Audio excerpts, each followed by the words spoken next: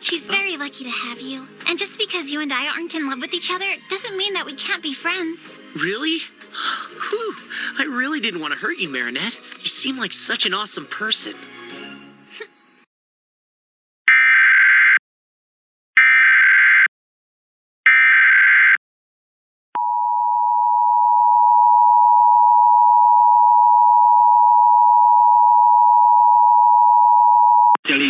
This station is activating the Houston Area Emergency Alert System at the request of the National Weather Service because of a flash flood warning for Harris County until 12:49 p.m.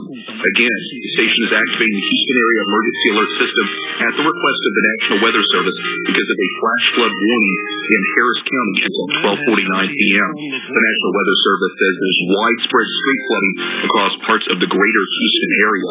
This after Tropical Storm Beta is moving inland and dumping lots of rain across southeast Texas. This concludes activation of the Houston Area Emergency Alert System.